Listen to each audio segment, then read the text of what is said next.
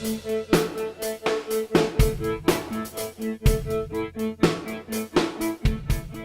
you ever have illusions of being a superhero when you were a kid?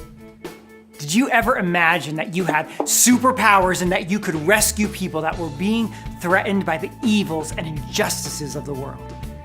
Have you ever been intrigued by the idea that you could actually do something extraordinary and superhuman? I think it was shortly after my mom stopped me from trying to jump off the top bunk wearing my Superman cape that the reality began to kick in. I would never be a superhero. And the same is true for all of us. We will never have superpowers that come from an alien planet or a spider bite. But with or without superpowers, there will still be moments in your life when the odds will be stacked against you, the obstacles will seem overwhelming, and you'll have to overcome what seems impossible. And in those moments, where do you find the power to do what you need to do? Where do you find courage that you need to face the enemies or evils in life? I mean, think about it. Isn't there a sense in which we're all called to do heroic things every day?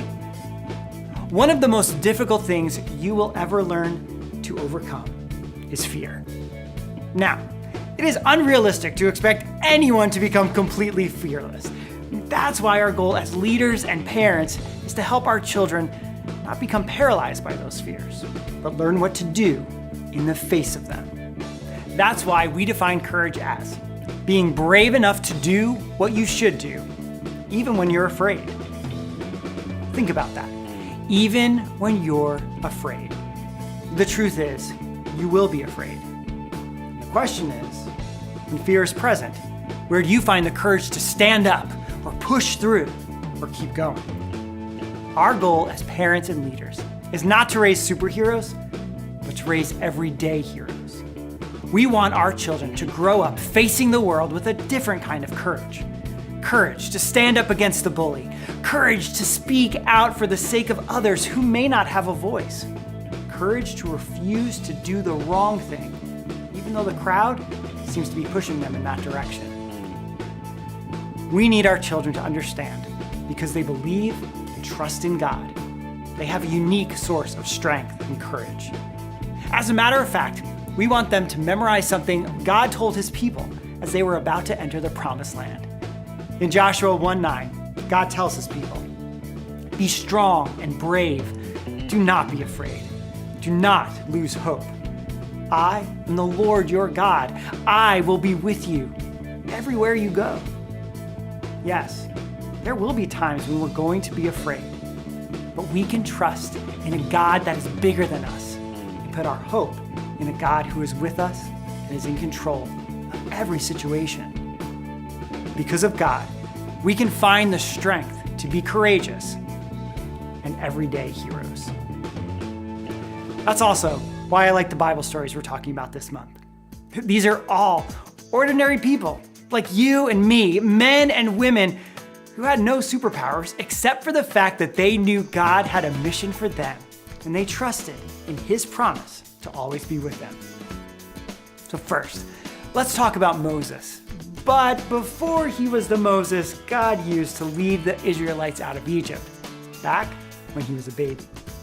Moses was born in a time when Pharaoh commanded that all Hebrew babies be killed. Moses' mother and sister had courage to keep him alive. And God rescued him through the Pharaoh's daughter, who ended up bringing him into the palace as her own son and raising him as an Egyptian. Moses' mom knew something about courage that we can learn ourselves. You can do what you should, even when you don't know what will happen next. Then, there was a time Moses was watching sheep on the side of a mountain, and he saw a bush that was on fire, but it wasn't burning up. Now, that alone might make you a little nervous, but then he heard the voice of God. And God asked him to go up against the most powerful ruler of his time, to ask Pharaoh to set the Israelite slaves free. In this incredible story, we see how Moses faced his fear, even though he didn't feel ready or capable or prepared. In week 3, we'll see that after Moses convinced Pharaoh to let the Israelites go, everything started looking up for the Israelites. That is until Pharaoh changed his mind. And Moses and the Israelites found themselves trapped between the Red Sea in front of them and Pharaoh's army in hot pursuit. But with God's help, Moses showed courage in a tough situation, and God made the miraculous happen, parting the Red Sea and allowing the Israelites to escape, showing us that we can do what we should, even when things seem impossible. The following week, we'll turn to the story of Joshua and Caleb. After wandering in the desert, they demonstrated courage when they were sent out as spies. Then, when everyone else was scared to enter the land God had promised to the Israelites, they found the courage to speak up and remind the people that God would provide a way for them to take the land. They were brave, even when others weren't.